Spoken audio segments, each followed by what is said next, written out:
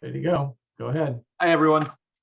Will the meeting of the Planning and Zoning Commission for Wednesday, January 19th, 2022, please come to order? This evening's meeting will be a virtual planning and zoning meeting hosted by Zoom.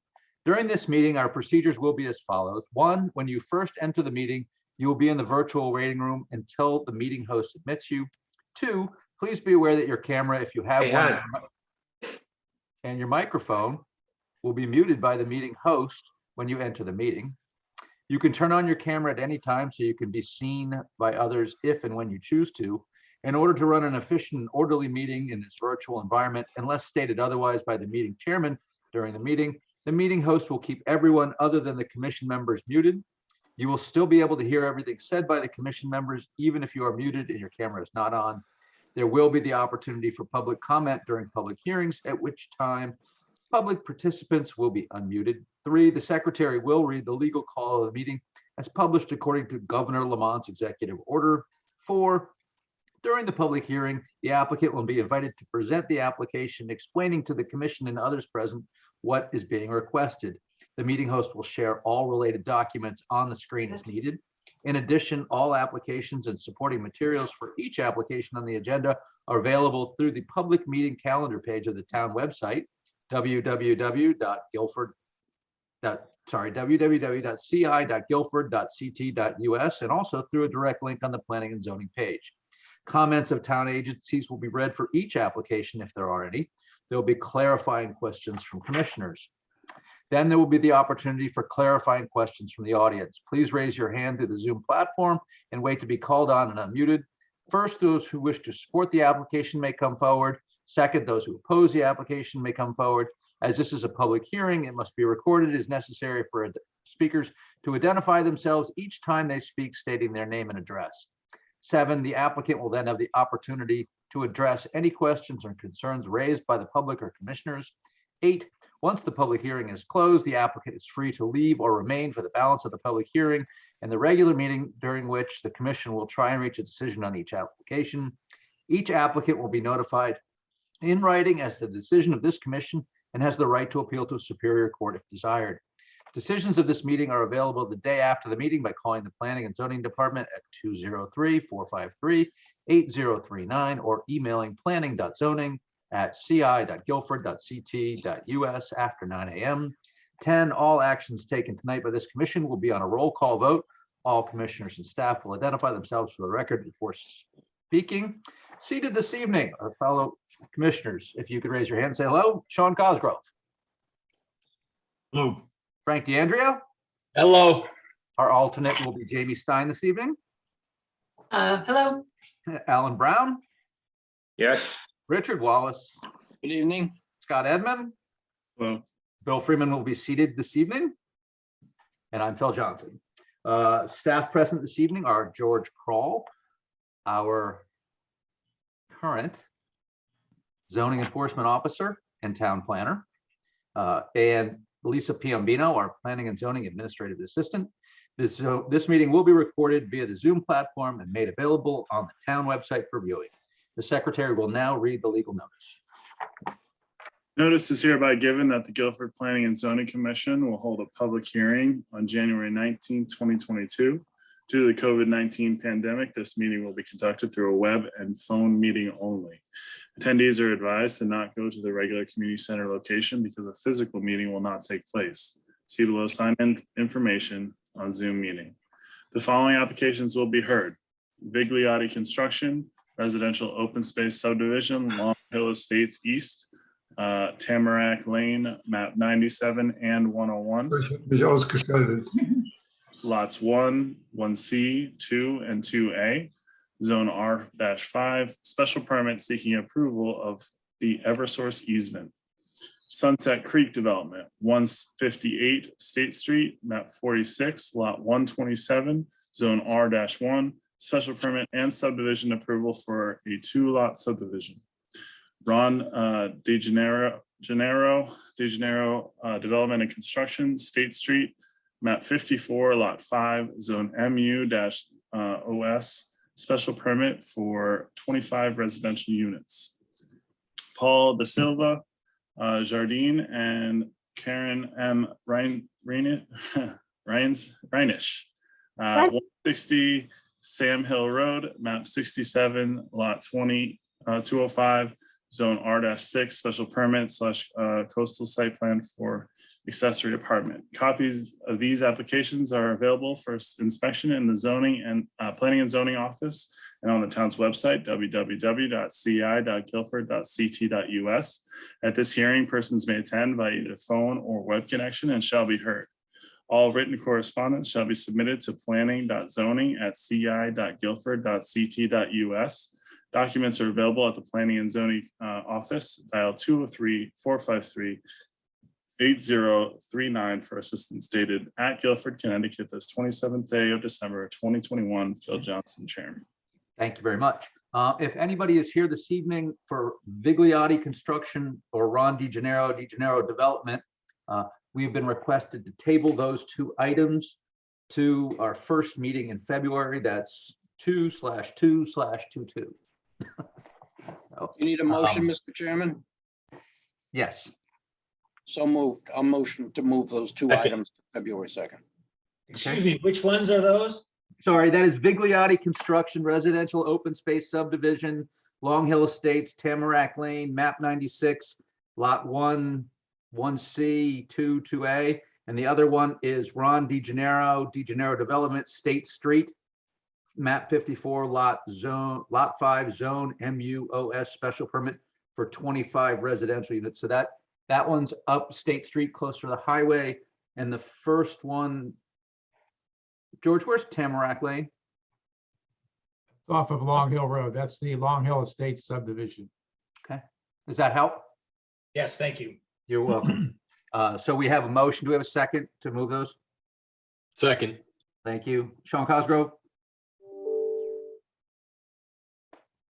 Sean, you might be muted.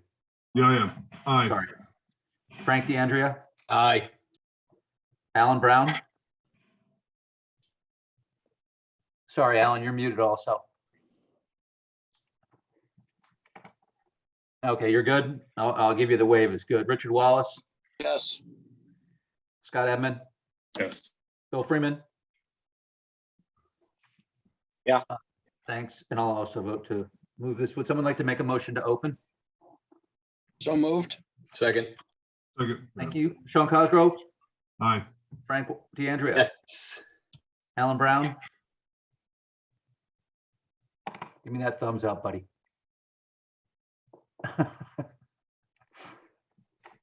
Yes. Oh, there you go. Richard Yeah. Wallace, Yes. Scott Edmund, Yes. Bill Freeman. Yes. I'll also motion to open. First item on our agenda is Sunset Creek Development, 158 State Street, map 46, lot 127, zone R1, special permit and subdivision approval for 2-lot subdivision. Is there someone here to present on behalf of Sunset Creek Development? Yes, good evening, everyone. This is Todd Anderson from Anderson Engineering and Surveying Associates. For the record, 1054 Boston Post Road in Guilford. Here on behalf of my clients who wish to do a 2-lot subdivision. The existing property is about 1.5 acres on State Street. It has a historic home on part of the property. We are doing a first split parcel A as of right of the existing home property, which is 1/3 of the property. And we desire to subdivide the rest of the property into 2 lots. This is also a special permit application because the way the property lines converge on each other, when we go to make those 2 other lots, which, by the way, are over 20,000 square feet each, which is double the required area. The lot 1, which is the middle lot, we have a frontage of over 81 feet. But when we come back 50 feet from the street line, we only have a lot width of 74.93, which makes that lot an interior lot. And by your regulations, we need to ask for a special permit to have an interior lot in an R1.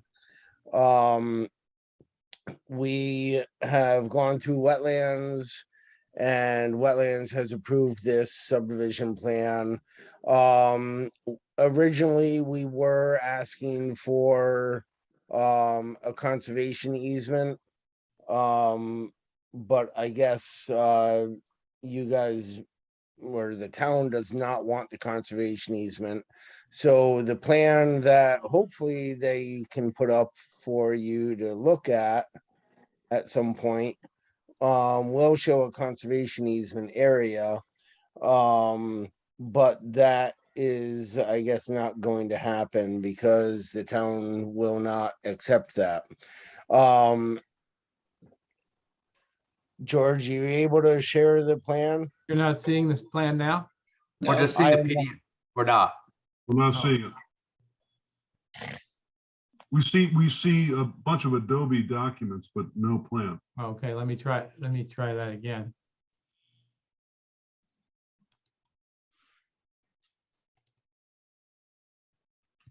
Seeing that? Oh, there we go. Okay, So Here's- this this is is the our site conservation development eas- plan. this is the easement area that Todd was talking about right here. This is State Street right here, and these are the two proposed lots. And so, George, the existing house is to the north, Here, right there, right? right? And so there is a stream or there is some water that comes through the very back end of the lot. Is that right? Yes, there is. There's a stream that runs, intermittent stream that runs through the property, which is shown over towards the western end of our property that is located. And originally, I was thinking that the wetlands followed that stream, but when we had the soil scientists out there, the wetlands encompass a large portion of this property. So you'll see the wetlands line is over towards the eastern side of the conservation easement area. So we had proposed a conservation easement area that encompassed about 47 to 49% of the property. And then the upland portion of the conservation easement equals about 11% of the upland area of the two lots. But what I was told today was that the town would not want that conservation easement area. They would like a fee in lieu of, or nothing at all. I'm not sure where we're going with that. George can talk about that. You want me to talk? I can talk about that right now. As the commission knows, open subdivisions require a 10% dedication of land for open space. There are a number of alternatives for providing the open space. One is to provide physical land or conservation area. As Todd just described, I think the Wetlands Commission recommended, and the Board of Selectmen also believe that the easement, granting an easement to the town is not desirable, which leaves two options for open space. One is a fee in lieu of open space, and the other is basically no open space at all. There's really no land suitable for open space in the normal sense of the word for this particular property. So our preference would be to ask the developer to contribute a fee in lieu of. As the commission knows, our authority for requiring such fee in lieu of is it's been debated. The process normally would be that the fee would be calculated as 10% of the pre-development value of the land that's proposed to be subdivided. In this case, that's has an approximate appraised value of around $200,000 for these two proposed lots, the area encompassing these two proposed lots, which would mean that the open space fee in lieu of open space would be $20,000. I did discuss that with the uh, the proposed developer of this property, Jim Goodrich of Sunset Creek. He balked, I think, at the idea of a fee in lieu of in that amount. But he did appear to be willing to negotiate a little bit with regard to that fee. The commission knows that the fee is, if it's agreed to by the commission, will be paid into the land acquisition fund of the town.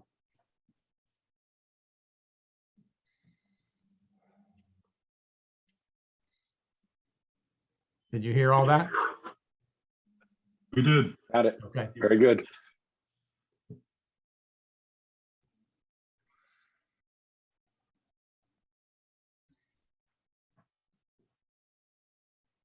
Hey, George, the last time we did the fee in lieu was for, can you remind me of what that piece was and where it was, what we ended up doing? Yeah, the last time we did this was for a property that was down on Long Island Sound off of Vineyard Point Road, I believe it was. The property had an extremely high appraised value, and the 10% was therefore, I think most people thought, an outrageous amount of money. And the commission agreed to a smaller amount, which was, I believe it was approved that way. I can't remember what the value actually was, but the precedent for negotiating, if you will, such a fee has been established. As the commission also knows, we're addressing this kind of ambiguity and uncertainty in our new code, eliminating the sort of discretionary aspect of this in the new code, but unfortunately, we're still operating under the old. I think that we ended up negotiating like $12,000 for that piece on the sound based on a previous appraisal of some other lots or something like that. Does that sound about right? That I believe that's right, yes.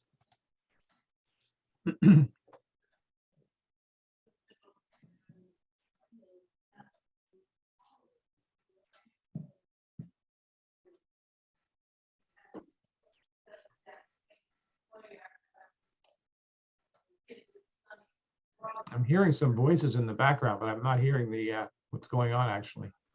It seems like we might have lost Phil, so that might be the Oh, reason. maybe that's what happened. Yeah, Yeah, I'm looking and I'm not seeing Phil. That's what's. I'm not hearing him either. Yeah, exactly. More to the point. Yeah, I don't know what I that. think, I don't know what, I think Phil had to step away for some reason, so that's why we're on our own. who's the vice chairman? Frank. Frank. Frank, you want to take Frank. over? Take over, Frank. Sure. So Todd, do you have anything else you want to present? Just that you're looking at our site development plan right now. They are proposing two houses similar to a federal style, which by the way are very similar to the houses that they built over on North River Street, Mill Road area. I don't know if you're familiar with that development that they built, where the houses are in the front, the garages are in the back. The septic systems are in the front. We have beautiful soils there, so the septic systems are small. We've tried to locate everything forward on the property as much as possible, away from the wetlands. The health department did submit a letter to wetlands. I don't know if you have that, that they are fine with the septic capabilities of these two lots. So the only reason why we're asking for the special permit, we have full frontage, but 50 feet back, we are shy by a little over 5 feet. So that's why that lot becomes an interior lot under your regulations. But other than that, we fit all of your criteria for zoning. And again, Wetlands has approved the subdivision as well. So I'm open for any questions. I think that's it on my end. Frank, let me elaborate a little bit on that. I think mostly for the benefit of the public. What's proposed in the site development plan is for lack of a better word, I would call a hypothetical house location to illustrate the fact that a more or less typical single-family house will fit on this lot. Similarly, with regard to the driveway locations, each lot has a proposed driveway. One of the important things about development on this particular location is that any new house construction there will be subject to historic district review, and they'll have to approve the the specific design of the house, including all the fenestration materials, massing, et cetera, to ensure that any new house that is constructed conforms to the standards of the historic district. So that's not under the jurisdiction of the Planning and Zoning Commission, obviously, but if and when these lots get to the point of being developed, those house plans would have to be approved by the Historic District Commission. I can't read, it may be on this this rendering, but I can't read what the proposed square footage of these houses are, Todd. Do you know what they are? I'm trying to enlarge this drawing, but for some reason it's not working. So I can't, unless Todd has a larger version of it in front of him, I can't read the numbers either. Hold on one second. The the house sizes, without the garage and the porch, what we are proposing is around 1,200 square feet. Oh, there's, okay. And they're just 2 bedrooms? 3 bedrooms. 3 bedrooms and 1,200 square feet. Okay. Yes. 1,200 square footprint. So they're probably going to be 2-floor, you know, there's going to be a okay. lower floor and upper floor, but 1,200 square foot coverage. Okay. So 2 stories, but a 1,200 square foot footprint. Yes. Thank you. Okay, how about we read a couple of the letters into the record? Gotcha, Frank. How about the one from Kevin McGee? Somebody want to grab that? Richard? Yeah, I'll grab that, Frank. Thank you. Dated today, January 19th, 2022, to the Guilford Planning and Zoning Commission from Kevin McGee, environmental planner. Reason Cello Property Subdivision, 158 State Street, Guilford, Connecticut, 06437, Assessor's Map 46, Lot 127. The applicant is proposing to subdivide a 44,151 square foot parcel into 2 building lots. The applicant has completed the checklist to guide low impact development best practice management and is utilizing several of the recommended practices. The stormwater management system consists of infiltration galleries to treat the roof water. The subdivision plan shows an open space conservation easement to be placed on the western portions of lots 1 and 2. The conservation easement with the subdivision does not meet the requirements of section 272-41 of the planning and zoning regulation for dedication of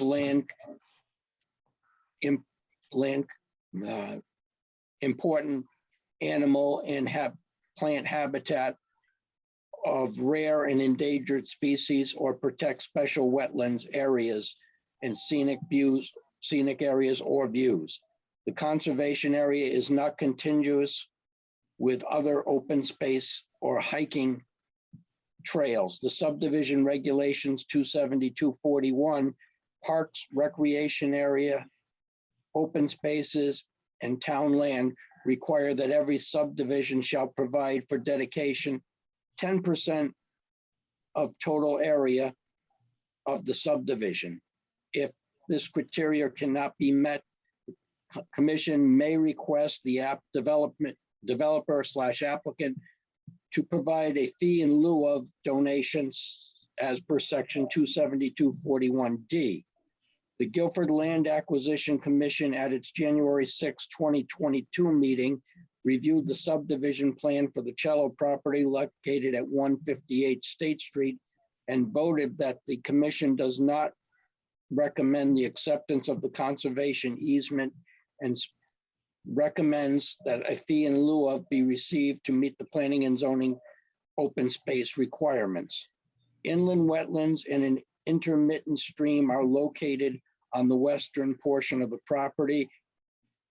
At the wetlands meeting on January 12, 2022, the Inland Wetlands Commission approved a regulated activity for Sunset Creek Development, 158 State Street, map 46, lot 127, for drainage systems within 100 feet jurisdictional review area with conditions.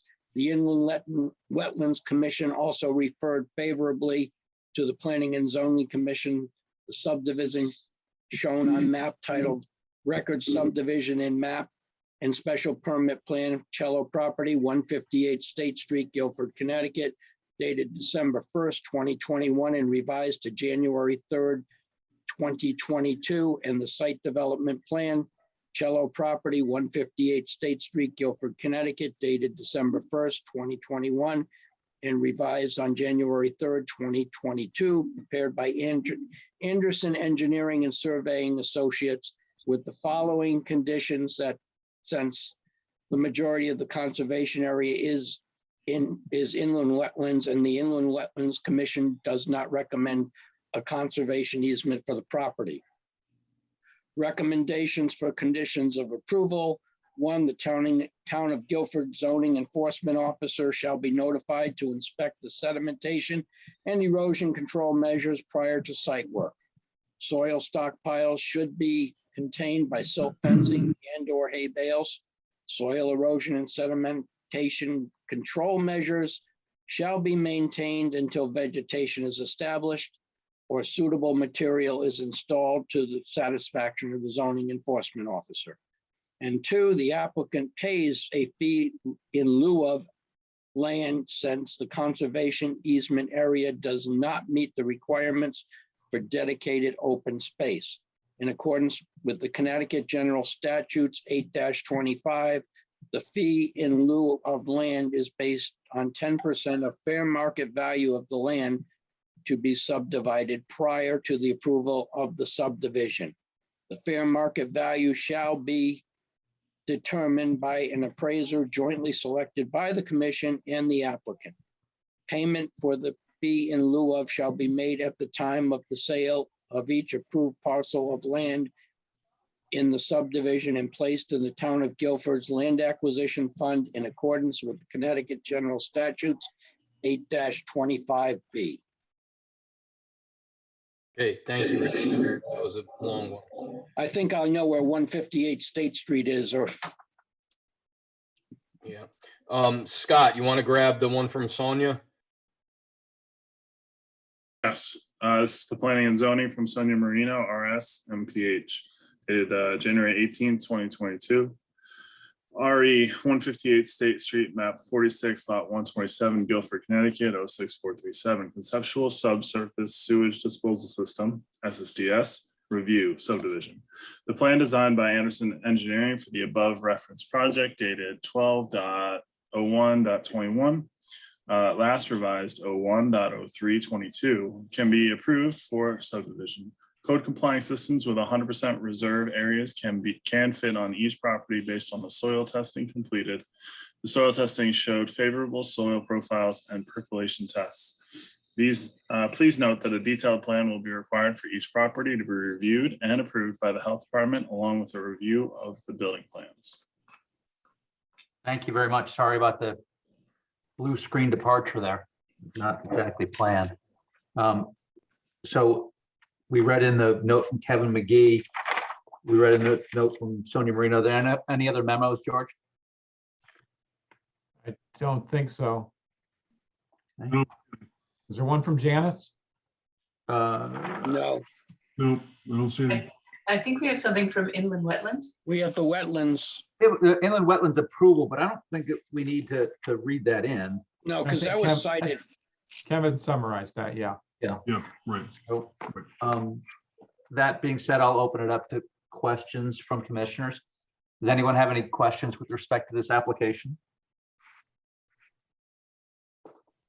Again, if you remember I'll get back to the public in a minute.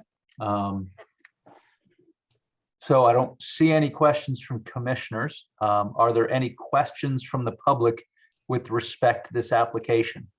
George, can we unshare the screen so we can potentially see more people? Yeah, I'm sorry. It's okay. There we go. So if anyone has any questions with respect to this application, we'd encourage you to ask them at this point. If you could turn your video on and then allow us to see you raise your hand, we can call on you. Yes, Jonathan Flatow, sorry. Clayton, sorry, my bad. Good evening. My name's Jonathan Flato. I'm here with my mother, Sandra Flato. Hi. We are, my mother owns the property at 138 State Street, immediately adjacent to, I believe, the south to these two properties. First, we'd like to say that happy to see the property being developed and hope that the Cello House as it exists is going to be reinvigorated, having lived next to it for over 25 years, in 30 years in the condition that it's in. However, we would like to ask the developer if they're aware of the historical significance of the Star House, the King's North Star House my mother lives in at 138 State Street, and hope that they understand the sort of the delicate nature of the historical condition of the house, and take that into account during the construction of the homes. There are very significant interior elements in the house which are well over 300 years old, which construction activity could jeopardize if there is any need for significant excavation or blasting or any type of anything of that nature. In the nature of very old glass daub and wattle walls. So it would be interesting to hear from the developer whether or not the construction is going to involve any type of ground. I don't know the right term, but it's anything that could shake up that old house that's directly next to it, because it's about 25 feet away from the edge of the foundation there. And that would be the first thing I'd ask. Second is, I think it was brought up today, Mr. Kroll brought up the fact that the Historical Commission would have to approve the plans. We're hoping that they will be consistent with the neighborhood, consistent with the Cello House and the King's North Star House, and hope that is the case. And then lastly, if there's any plan for any type of border between the two houses, either vegetative, the matter of hedges or bushes, or a fence. And so those are primarily our concerns. Todd, do you want to chip in on whether or not there's going to be any blasting required? So I can touch on a couple of those items. There will be no blasting. We did test holes out there, and we dug 8-foot deep test holes on the property. There is no ledge. It's beautiful sand and gravel. And I imagine, based on working on a property to the north of North Street, where we put in a pond that was about 20 feet deep, I don't imagine that there's any ledge 20 or 30 feet under these properties that we are on. So no on the blasting. The houses that are proposed, the closest house is lot 2, which is about 30 feet away from the property line. So I wouldn't imagine that excavating out the foundation of that house would cause any shaking of the ground or anything. So I don't think you have any worries in that aspect. As far as landscaping, along the houses. I know my clients build a quality house and they are looking for higher market people. They are going to plant things that are desirable. I see that Jim and Alan are on the meeting tonight. I don't know if whether they want to comment on that part of it. But I don't have any input on the rest of your questions beyond the blasting, which won't be required.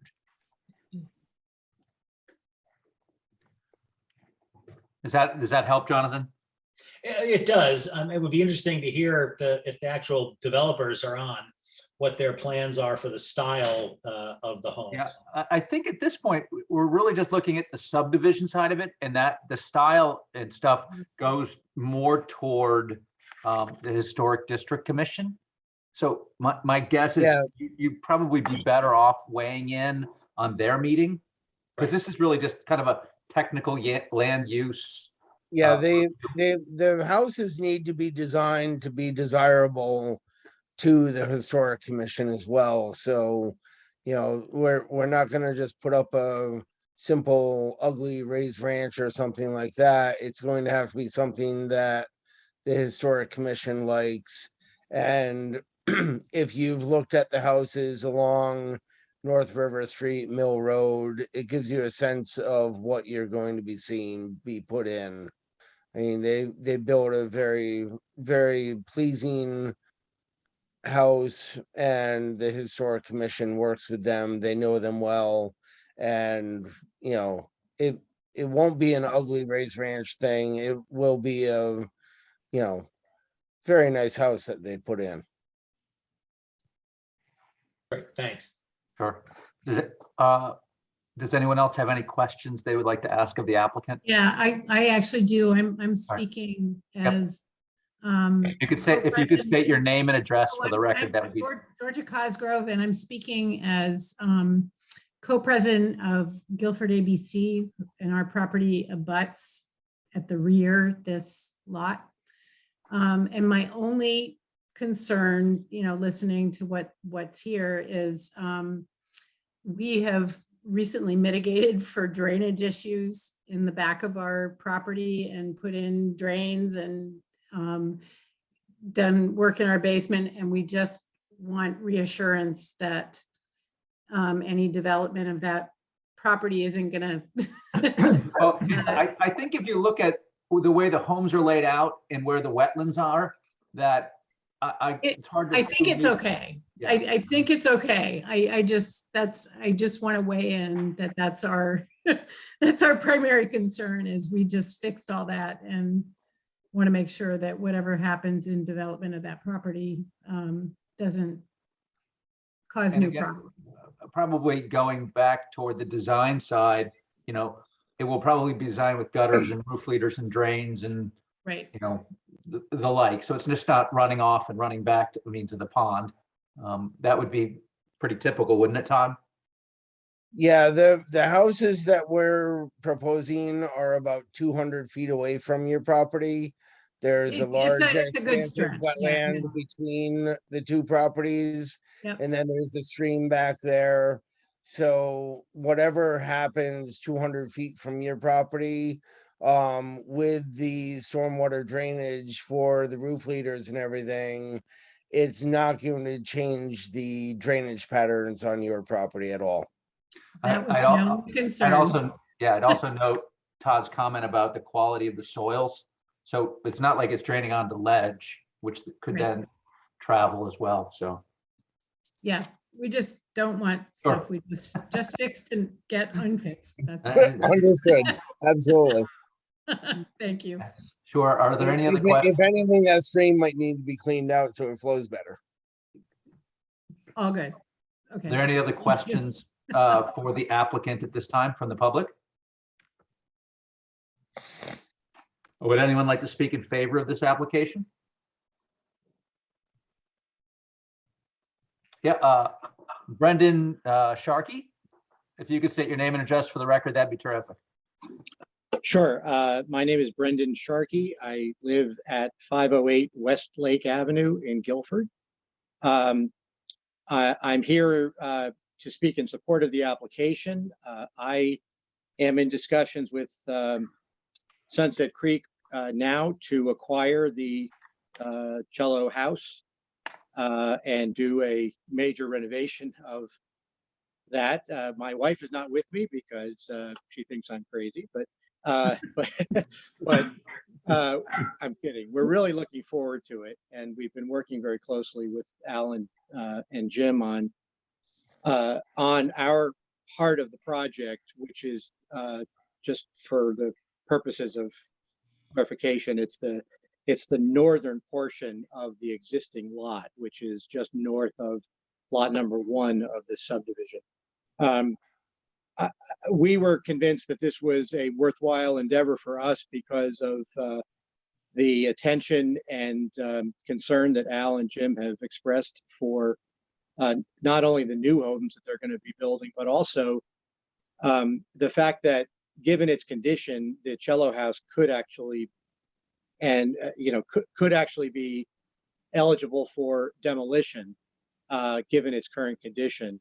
But they felt strongly that it should be put in the right people's hands who would be willing to make the investment of time and energy and financial to make it what it can be and to resurrect that house for where it can be. We've already, my wife and I have already spoken informally to the Historic Commission, and I know they are also very excited about that. So I think that this is a terrific opportunity for the town to not only enable quality homes to be built at this section of State Street, but also as part of that, enable a renovation of a house that's been, from what we're relative newcomers to town, but from what we understand has been an eyesore for decades and has long been in need of renovation and a lot of TLC.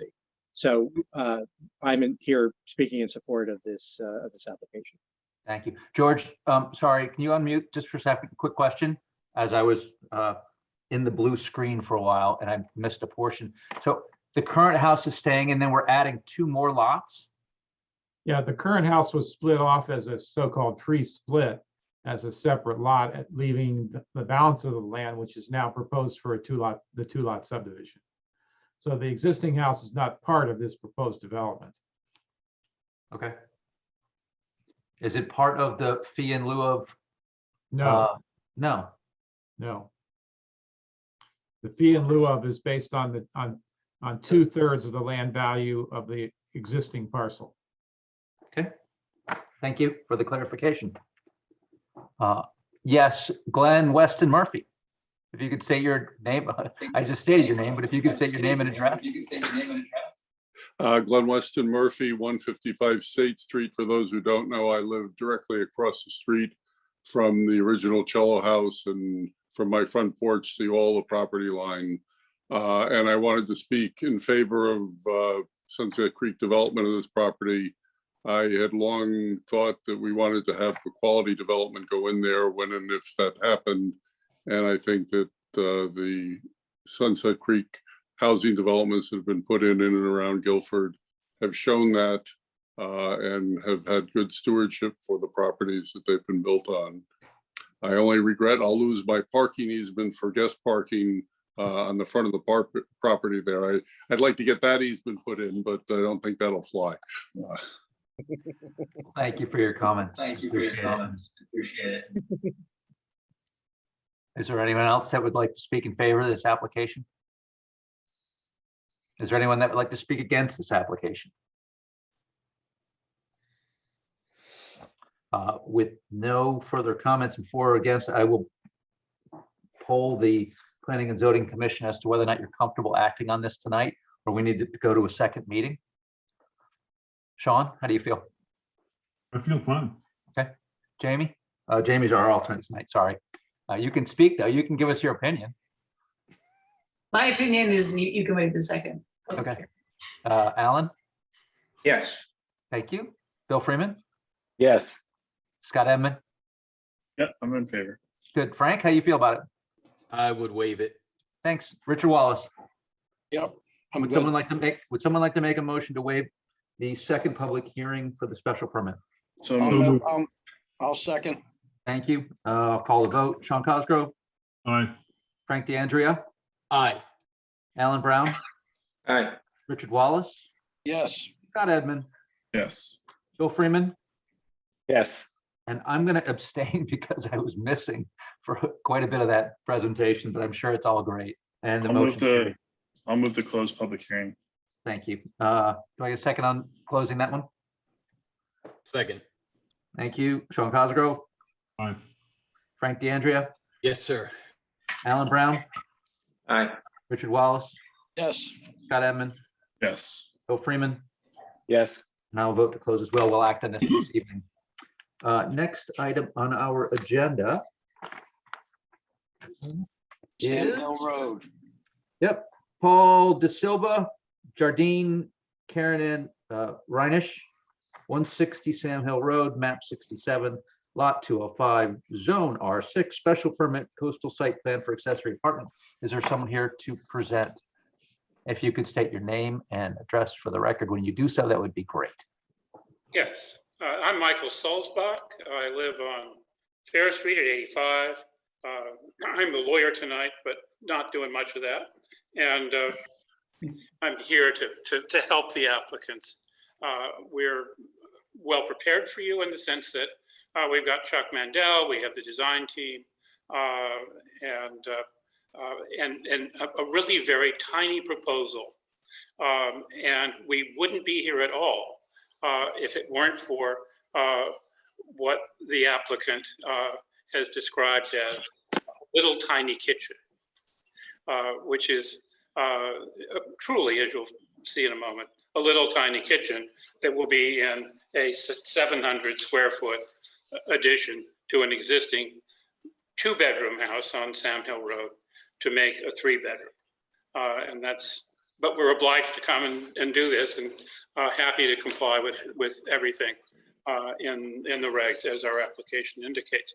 If I could ask to have the 3 photos of the 2 photos in the drawing of the road, can someone share that with us? I hope. Is Chuck Mandel gonna? Yeah. Chuck is here already. Yeah, what do you specifically, what was that, Michael? What were you The photograph and the rendering from the road of the existing building and the proposed. I think, I believe Alex has that. Alex, the architect. Yep, Yes, he's here. I'm Alex from Joe Moore Partners. Is it possible for me to screen share on my end? Yeah, it will be if I can find you on the list here. What's your name again?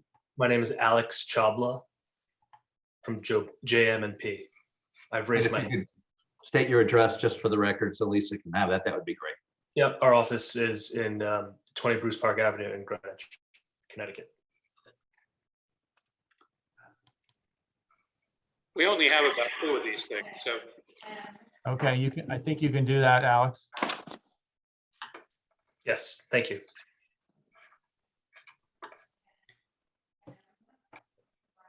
There we go. And so you can see in the lower section, the proposed new structure, all 700 square feet of it, the existing and the completed, which is actually, one of the more modest houses on Sam Hill. They're happy to be there. As you'll find, they've been there a long time and fine with COVID and with the development of their family and the maturing of the family, that they're asking for what they are tonight. And I think that Karen is here. Are you there? Yes, I'm here. If you could read your statement as to why you made this application. It's the printed copy of this is already in the file. But that. Just state your name and address, Karen. My name is Colleen Reinisch from 160 Sam Hill Road, along with my husband, Paul De Silva Jardine. So we are applying for the special permit to build an annex because our current home has become too small to suit our needs. So during the pandemic, my husband Paul has started to work from home, and he'd like to do so going forward. And for this, he needs a dedicated office space. Also, our current home, as has been mentioned, has a small footprint with only 2 bedrooms, and we'd like for an additional one to accommodate guests from out of town. We also anticipate that one or both of my parents, who are now elderly, may wish to move in with us sometime in the near future, and we'd like a space with some privacy for them. So the annex you'll see includes a very tiny kitchen space for preparation of small meals, which can be used by my husband when he's in the office, any guests that visit, or potentially a parent. So some of the neighbors that are here right now actually include my parents, who are currently living down the street from us in Guilford in a very large house, but they may want to reduce potentially. So we love the design that Job and Partners has come up with, which we think is aesthetically pleasing and also environmentally responsible, and we hope you're going to allow us to build it. Thank you. The other interesting piece of this is that it's the little tiny kitchen, as I mentioned earlier, that has brought us to you. If we didn't have that, everything that we're doing is conforming by a lot and could be done as a right. So it's really that one piece that appropriately brings us to you. And if we could put up the site plan now, who has that? Alex, you have that? Alex? Yeah. Oh, there you go. If you could zoom that in, that'd be perfect. And then I'll do a quick explanation of the site plan, and then Alex can get into the actual architecturals. So we do have my name is Chuck Mandel, by the way, agent for the applicant also.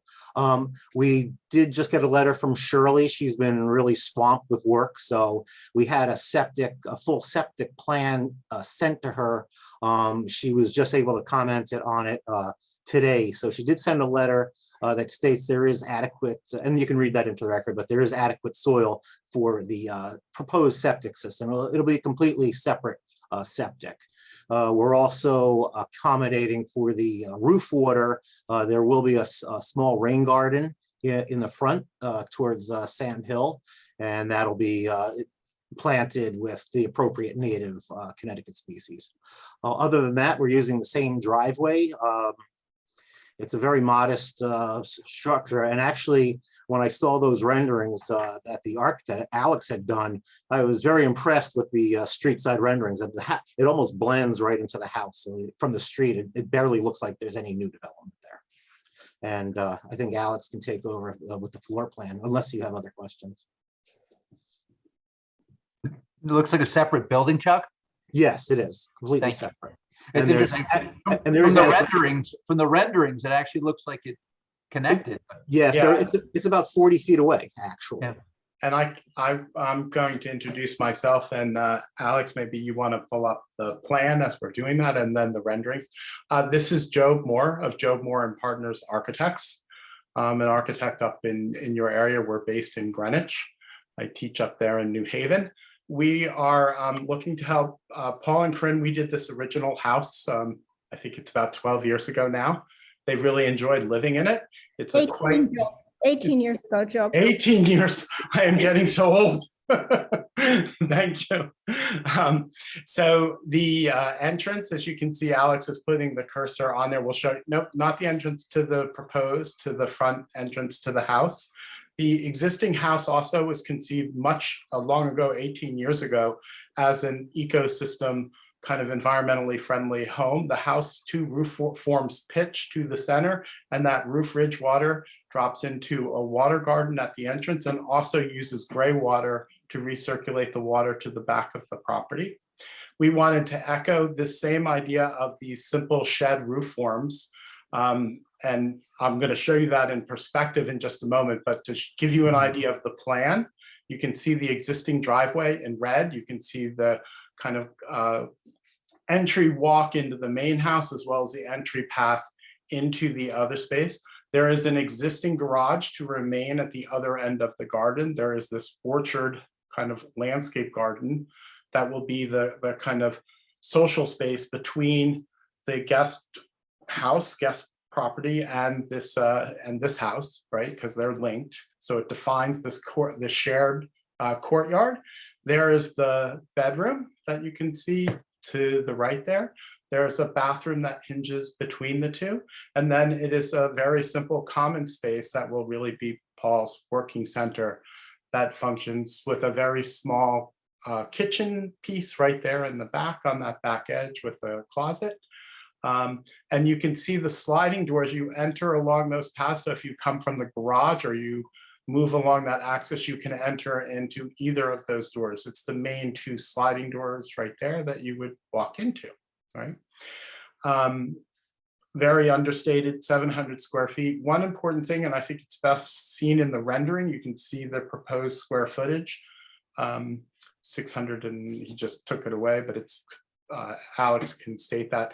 What's a little hard to see in the rendering on the far right is the new roof on top of the guest house is actually a sedum roof. So it's a green roof, so it's planted. You'll also notice that what we've done is gently berm the property. It was already contouring up so that the house is kind of nested, or the addition is nested into the landscape. So from the street, you will not see the drive or the courtyard, and you can show them where the entry into the main house is right there, right? You walk along there or you walk to the right, and then the kind of orchard of trees that you're seeing in the courtyard itself, right? It's the same exact material palette as the existing house, which is the photo to the left. It's a white smooth stucco with a durable wood structure frame above it, right?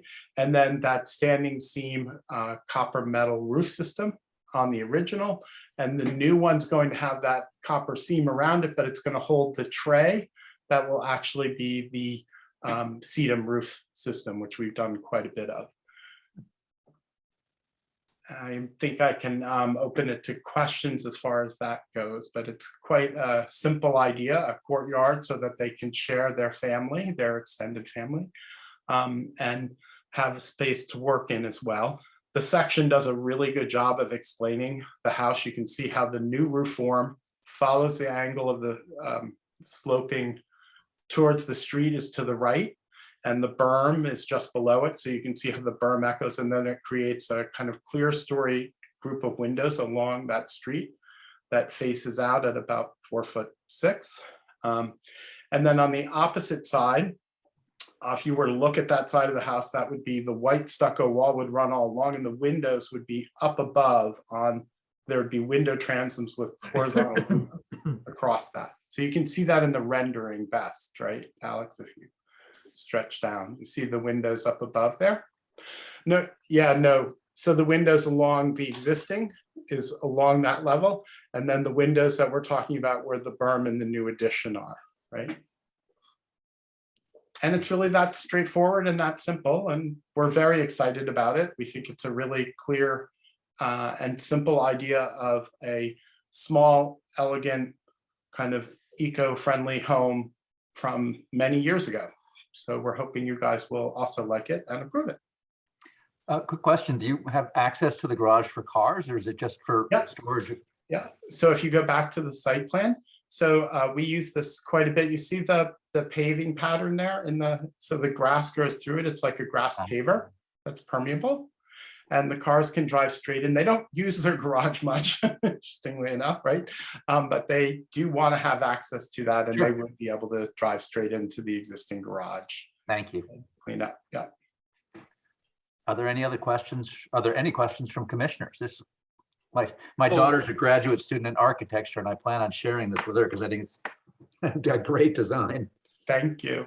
This is Chuck Mandel. Just a point of reference. If you noticed also, if you go back to the rendering, Alex, you could notice that the part of the building, it's actually partially submerged in the earth. So it is protected. So that's another environmental feature for heating and cooling. Exactly. Just a note. We will also have geothermal cooling and heating, and also solar panels. It will be extremely environmentally friendly otherwise as well. Terrific. We have a couple of letters that I'd like to read into the record, and then we can get to questions, if that's okay? Sure. So, I have one tiny, almost gratuitous technical thing, and that is I think this application meets every single requirement of 273-19, just as a note of interest. Thank you. Jamie, you want to grab the first one from Shirley Minkins? Yeah, I think I can get to that. I think I have it pulled up here. Yes. To the Planning and Zoning Commission from Shirley Minkins, RS, date January 18th, 2022, regarding 160 Sam Hill Road, map 67, lot 02-05, accessory structure. The application for a one-bedroom accessory structure located at the property referenced above can be approved. A more detailed plan of the subsurface sewage disposal system has been submitted to the Health Department, and it is currently in the review process. Once the engineer plan is approved, the applicant can submit a building application and a permit to construct for the subsurface sewage disposal system. Shirley Minkins, RS. Thank you very much. Frank, you want to grab the one from Kevin McGee? Sure. Dated January 19th, 2022 to Guilford Planning and Zoning from Kevin McGee, Environmental Planner. This is the special permit and coastal area management review for 160 Sam Hill Road, Guilford, Connecticut, Assessor's Map 67, Lot 205. The applicant is proposing to construct an accessory dwelling unit. The coastal resource policies applicable for the property are shorelands. There are no critical coastal resources adjacent to this property. The site plan provides for erosion and sedimentation control measures that are designed to protect the coastal resources. The work being conducted should not have an impact on the coastal resources. In order to make sure that the coastal resources are protected, I recommend the following condition of approval. One, that the town of Guilford zoning enforcement officer should be notified to inspect the sedimentation and erosion control measures prior to the site construction. Soil stockpiles should be contained by silt fencing and/or hay bales. Soil erosion and sedimentation control measures shall be maintained until the vegetation is established or suitable material is installed to the satisfaction of the zoning enforcement officer. Thank you very much, Frank. I'll throw it out to the commissioners. Are there any questions from commissioners? Bill, I saw that you had raised your hand earlier. I was just curious about the geothermal system and how long they've had it and what their impressions are of it, just because if it's truly 18 years old, I just was No, the wondering. geothermal system is only 3 or 4, but my husband can answer questions for you now. Paul, move The over. geothermal system is very helpful along with the heat pumps. It's probably reduced our cooling costs by about 30-35%. And the heating, it's way down. I don't actually currently, with the geothermal and the solar panels on the existing structure, I don't pay any utilities, no electricity bill. Okay, well, thank you. Thank you. Any other questions from commissioners for the applicant? Well, I have a question. Maybe, Mr. Chairman, you can answer it. They're here really, this isn't as of right, but because there's a stove in the kitchen, is that what is triggering this? I believe that's the case. Okay. Yeah, the kitchen in the accessory dwelling makes it an accessory apartment under our regulations. But it's the kitchen specifically that's doing it. Yeah. Otherwise, we could do it as of right. Yes, if we took it out, we wouldn't have to be here. But That's correct. Yep. Okay. Thank you. It's do nice you to have, have. by the way, the letter of Janet Shoemaker there? Yeah. I don't have that. Do you have that, George? I didn't see that either in the packet. Well, There No, is I a don't- letter of I don't have support that. from Jan. Wait, I can find it if you give me 5 minutes. No, I'm not sure about 5 minutes, Karen. Alex probably has it. It's a letter of support. It's a letter of support. I can actually pull it So up. if it's the key element, we can read it, and if the commission is comfortable with not reading it, that's fine. I'll go look in our file and see if we All right, have it here. while George is looking, I'll take care of some other business. Oh, here it is. Yeah. Are commissioners comfortable waiving our second public hearing for the special permit? I am. Good. Yes, I am. Thanks. Yeah. Alan, George, Alan, Bill. good. So I'll call the vote to waive the second public hearing as George is looking for the letter to read in. Sean Cosgrove, You want to see if there's any public? all right, Frank DeAndrea, Aye. Alan Brown, Yes. Richard Wallace, Yes. Scott Edmund, Yes. Bill Freeman, Yes. and I'll also vote to waive. So we will act on your application tonight. I'm optimistic, but I never prejudge a vote, but it's a terrific application, and thank you. And also thank you very much for doing it the right way. I mean, it would be, we've certainly seen things where people came back to us after the fact, and to have the process followed properly is terrific. Thank you very much for doing that. So, George, do you have that letter? I don't see any letter in our file. The letter's up, guys. January. There we go. It's There right it in is. front of Okay. us. Yeah, There you so go, Bill. go, Grab Bill. it, Bill. You're on. Thanks. Janet E. Shoemaker, 155 Sam Hill Road, Guilford, Connecticut, 06437 203-453-1352, January 12th, 2022. To the Planning and Zoning Commission for the town of Guilford. I am writing this letter in support of my neighbors directly across the street from my home at 155 Sam Hill Road. I support Paul De Silva Jardine and Karen Reinsch at 160 Sam Hill Road in their application to build an annex to their residence. I understand that their current houses no longer suits their needs, as Paul needs a dedicated study to continue working from home, and they would like to have more guest space, which will be housed in the proposed additions. Times are changing, and we as a town do need to find reasonable ways to help meet the needs of our residents. I have resided in Guilford since 1985 and lived in my current home for almost 30 years. Paul and Karen show their love for their current home, our neighborhood and community by the care they take of their property. I have seen their plans for the addition and appreciate the scope and aesthetic design, which is in keeping with their home and our neighborhood. I would like nothing more than for Paul and Karen to continue as my neighbors, and do hope you will grant their petition. There is no doubt in my mind that it will be an improvement. Sincerely, Janet Shoemaker. Thank you very much. Is there anyone that would like to speak in favor of this application? If we can unshare the letter, we can have a better sense. Sorry. Yes, Karen? Would my neighbor down the street, Bodo Reinisch, please just chime in briefly since he's here? Like my parent who would possibly be moving into this annex. Bodo, if you could just state your name and address for the record, that would be great. Yeah, this is Bodo Reinisch on Thankful Stowe Road, 58 in Guilford. Yeah, it's maybe surprising to you, but yes, I'm recommending that this is added to the property of Karin and Paul. And it's an excellent design that fits so pleasantly into the landscape there that I think it will be an advantage for the neighborhood to allow that addition to be added. Terrific. Thank you very much for your input. Would anyone else like to speak in favor? And just for the record, I also have to ask if anyone wants to speak against it, but if anyone like to speak in favor of this application, any additional people? Would anyone like to speak against this application? With no further comments, either in favor or against, would someone like to make a motion to close? So moved. Second. I'll call the vote. Sean Cosgrove? Yes. Frank DeAndrea? Yes. Alan Brown? Yes. Richard Wallace? Yes. Scott Edmund? Yes. Bill Freeman? Yes. I'll also vote to close. Terrific. That ends our public hearings. So let's go to our first item, which is 158 State Street, correct? I'd like to make a motion. Sunset Creek Development. Someone like to make a motion?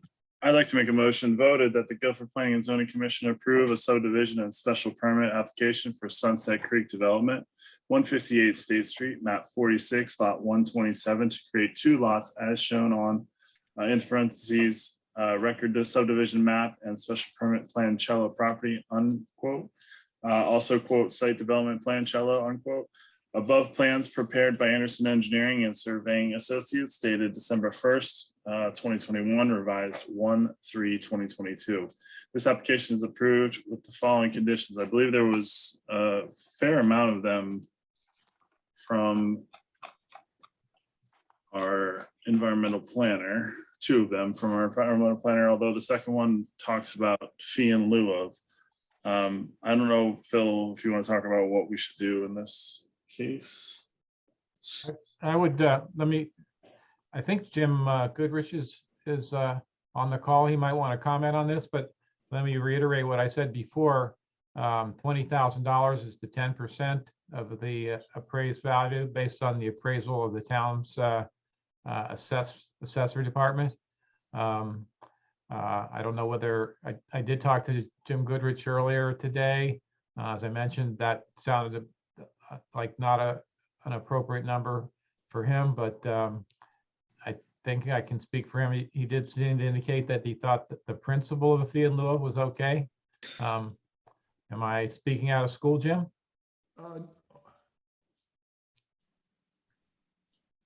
Maybe. All right. No, George, you're not speaking out of school. Okay. Yes. Is that it? I would like to pay nothing if that's possible. I think that's the sentiment of everyone. Yes, I know. I share their sentiments. So it's obviously universal.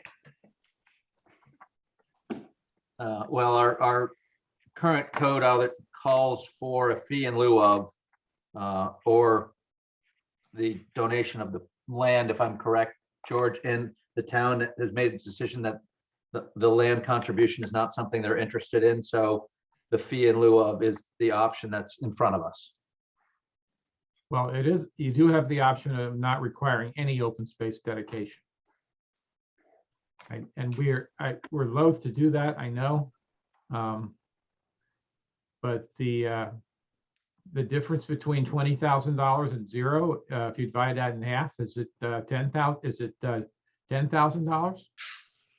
What exactly does 88-25 section literally state? And how are we coming up with the value, George? It states, as I think Kevin's memo correctly says, the state law actually requires that an appraisal be done as part of the actual application and by an appraiser agreed to by the applicant and the town, if you want to go that way. When we're talking about fairly small amounts of money like this, the appraisal, the fee associated with the appraisal might actually be, in some ways, unnecessary, in my opinion. So are we going from the assessment records for the town? The town has an appraised value on this property. The appraised value on the parcel before any of the subdivision was $330,000. So 2/3 of that, since one of the lots was separated previously, the lot with a house, 2/3 of that would be $200 and some odd thousand, and the 10% was the $20,000 is based on 10% of that. So this proposal is a 25% discount. Which proposal is that? For fee in lieu of $15,000. Yeah, that sounds right. So the last time that we dealt with this was with that piece of property out on the Sound, right, George? Yeah, I believe so. And for some reason, we were able to go from, I don't know, $300,000 down to $12,000. So I'm curious if we can't get somewhere around $10,000 for this particular applicant. There's a lot of arbitrariness associated with this, without doubt. Well, and without an appraisal, I mean, if the town paid for, if the town and the buyer agreed on an appraisal price, then that would set the fee in lieu of, as opposed to just arbitrarily saying, the last time we did this, we discounted it dramatically. Based on that precedent, we should do it again. Well, the appraisal is not arbitrary. The appraisal is what the town's assessor's record says the property is worth, and then the assessed value is based on that appraisal. What I'm saying it though is that the code says that the seller, I mean the buyer and the town agree on a separate private appraisal, right? Right. I don't think it uses the word private, but yes. I mean, but you just pointed out, George, that we have to pay for that. Someone has to pay for it, and and once we get done with that, the value of the fee in lieu of, is diminished. Phil, this is Jamie. I don't see any arbitrariness in basing the value of the land off the assessor's value. I think the arbitrariness for me comes in kind of getting to a number just because we got to a number the last time. I think I want to echo what Sean is saying, is that I don't feel that the last time we did this should be the precedent. And also just a point of clarification, my understanding of Kevin's memo is not that the town is not interested, it's that it doesn't really meet the requirements for a conservation easement or open space. So I just want to be clear with our language. It's not that we're just not interested. That sounds kind of vague. It's that it doesn't meet the requirements. It has that's true. it has no value as a conservation easement. It just doesn't.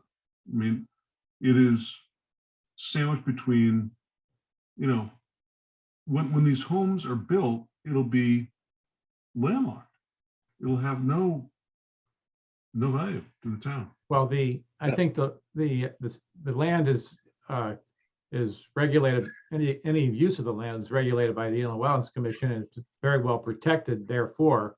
And the idea of having some kind of easement or deed restriction is not necessary.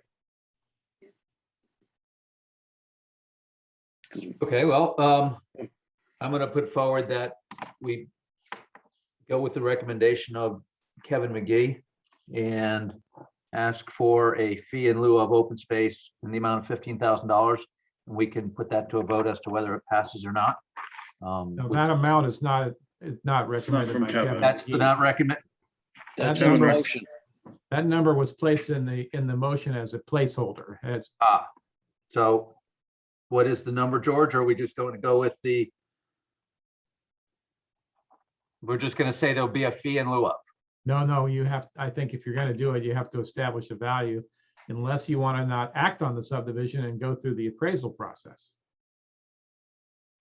I'd rather act on the subdivision and come up with a number that I think is fair. I think 20,000 is high and maybe 15,000 is high, but I'm all ears for the commission. I have a suggestion. Shoot, Tim, what do you got? Well, $50. what if I pay $10,000 and then put $2,000 towards George's retirement party? You're shorting us on his party, aren't you? I think $2,000's enough. There is no retirement party. That's what I mean. Canceled We it. have one. No. Take that deal. I'm comfortable with the 10. I think we need to tighten this down in the future. That is part of our proposed regulation. We are going to tighten this when we get to the new code, and there's a lot of looseness about it now, no doubt about it. And aren't there some legal questions as well? I'm sorry, what was George? that? I Weren't didn't there hear that also clear. legal questions and things that were all swirling around this whole thing? Yes. Yeah, I think there's a number of questions along those lines, plus fairness questions, and what what happens when you have extremely high value property. Then it's really a major issue, like it was on that coastal. The issue property. is that it's detrimental to development, right? We want to. Yes. Yeah, and So, what's fair. I think we should consider a graduated, almost like the income tax, just a graduated fee in lieu of, let's table that discussion for later, but Phil threw out, the compromise of 10,000. I'm comfortable with that. And if it moves this forward, I'm comfortable with it also. Okay, Frank? Yeah, the developer said he liked the 10 grand, so. I like his contribution to I'm fine. George idea too. Yeah, that's technically that's 12 grand, so I think we just want. Yeah. Can you forget George and just split that $2,000 among all issues? Let's not go Well, there. let's get the ethics team involved. We have a motion. We have a motion on the table. Leave me out I'm of it, gonna- please. That prior to I second it. prior to a building permit, I've either allowed the fee in lieu of open space to the town in the amount of $10,000. Yep. So moved. Good with that. Thank Yes. you. Second. Yes, Great. I'm going to call a vote. Sean Cosgrove, yes, Frank DeAndrea, Aye. Alan Brown, Yes. Richard Wallace, Yes. Scott Edmund, Yes. Bill Freeman. Yes. I'll also vote yes. Where are we having the party, Jim? Wherever you want that the $2,000 will come. I think drinks at Amy Rome's would work. We do appreciate your offer, but. How about Dunkin' Donuts? Oh, now we're going there. All right, we got one That would more buy a item. lot of drinks. That's a lot of coffee. Would someone like to make a motion with respect to the 160 Sam Hill Road? I have that one. Please. Proposed motion voted that the Guilford Planning and Zoning Commission approve a special permit and coastal site plan application for an accessory apartment for Paul De Silva Jardine and Karen Reinschitz at 160 Sam Hill Road, map 5067, lot 205, as shown on coastal site plan, lot 5, Sam Hill Road. That should be, is that correct? That shouldn't be lot 5. Yes, it is. Lot 5, Sam Hill Road, dated 12/13/21 by Thomas A. Stevens and Associates, and 160 Sam Hill Road, 3 sheets, dated 12/13/21 by Job Moore and Partners. The application is approved based upon the following conditions, just like the standard Kevin. Sedimentation and erosion controls. And Shirley. And Shirley Minkins. And Shirley Minkins. Application is approved based upon finding that it conforms with the zoning code, is consistent with the coastal management policies of the state of Connecticut. The special permit is effective on January 28th, 2022, and upon filing with the town clerk. Thank you very much. Do we have a second? Second. Great. Any discussion, any concerns? This is a great application, in my opinion. It's one of the Beautiful house. easiest things we've gotten. I know, absolutely. I'm going to call the vote. Sean Cosgrove, aye, Frank DeAndrea, Aye. Alan Brown, Yes. Richard Wallace, Yes. Scott Edmund, Yes. Bill Freeman. Yes. I will also vote yes. I look forward to watching your new construction. Looks like a great project. Thank you very much. Mr. Chairman, I'll have Lisa, if Lisa will be so kind to forward you that information from the architect. So you can get some of their plans and get some ideas from them. Super. Thank you. You're welcome. Thank you, Lisa. Pending applications are Hubbard Road. It's continued to 216. New applications, 1486 Boston Post Road. What's that going to be, you think? It's a special permit and site plan for construction of retail restaurant with a drive-through. Set public hearing date for 2/16/22. And then receive Horton Group, 350 Goose Lane, map 75, lot 101, zone MU/C3. Site plan review for additional landscaping to fulfill landscaping requirements. I see that Lisa has submitted the minutes for approval for 1/5/22. Has anyone had a chance to review them? Yes, sir, and they substantially correct. Any comments or questions or corrections? No, I'll call the vote on, you want to make a motion to approve the minutes? So moved. So moved. Second. Good, I'll call the vote. Sean Cosgrove, aye, Frank DeAndrea, Aye. Alan Brown, Yes. Richard Wallace, Yes. Scott Edmund, Yes. Bill Freeman. Yes. I'll also vote. All right, do We we have all- anything else? We also had to approve the minutes of 12:15 because we didn't do them last time and she put them up for us this time. Is that true, Lisa? That is true. Great. So I assume you've read them, Richard, and I would like to Yes, make I a motion have. to approve. Second. Great. I'll vote yes. Bill Freeman, Yes. Scott Edmund, Yes. Richard Wallace, Yes. Alan Brown, Yes. Frank DeAndrea, Aye. Sean Cosgrove. aye. Thank you very much. With no, quick reminder again that we do have 7:00. 7 o'clock tomorrow. We have our Zoom with Glenn, the workshop. It's maximum length is going to be from 7 to 9. Hopefully there's a lot of input and people attend. But it's going to start out with Glenn running, I believe he said about a 20-25 minute PowerPoint presentation. Is that right, George? That's what I recall, yeah. And then we'll go from there to, what we're going to try and do is field questions and comments from the public, because this is obviously not the one and only presentation we're going to do on this. So we're going to try and accumulate or encourage people to submit in writing comments and questions. So we can try and consolidate and condense those and then address them as best as we can, as best as Glenn can, and try and get George before he hits that party fund. Did people sign up ahead of time, George? No party. Hey, Mr. Chairman. George, or Lisa, do people sign up ahead of time, or is it just, how does it work? Is it? No, nobody's signing up, but they're calling. It's, Okay. They're all asking about a recording, so I don't know that they're all going to show up as much as call for a recording. Got it.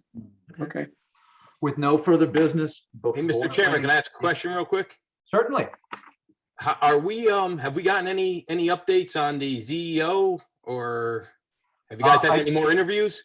I believe that George's position was posted and closed today. Is that correct, George? That's my understanding, yes. I understand we have several promising applicants. So, and That's what for we're the town hoping, planner position. That's yeah, for what town we're hoping to planner. do is hire the town planner and then working with the town planner, find our next CEO. Okay. So it's kind of, if someone's going to be working that closely with the town planner, we should be getting their input on the person that they want to have in that seat. Correct. Great. We've also hired a consulting firm. I think they were contracted today to fill in between and to work with Lisa and the other staff until these positions are filled. I'm not sure exactly how that's going to dovetail with the new town planner position, but there are lots of resources that are being directed to solving this problem. And I'm sure you're going to be adequately staffed in the future. Simple problem or solving would be you just not retiring yet. Thank you. No, thanks, Frank. I'm done. Hanging on Would someone like to make a motion to retain George for the next 10 years? Right, for at least 800 meetings. Thank Chris, you. 800 Thank meetings. you. I appreciate the thought. Why can't it be like a commission member? If their term is up, they have to serve until they're replaced. Yeah. Yeah, right. George has got his other foot out the door. All right. With no further business before the Planning and Zoning Commission, would someone like to make a motion to adjourn?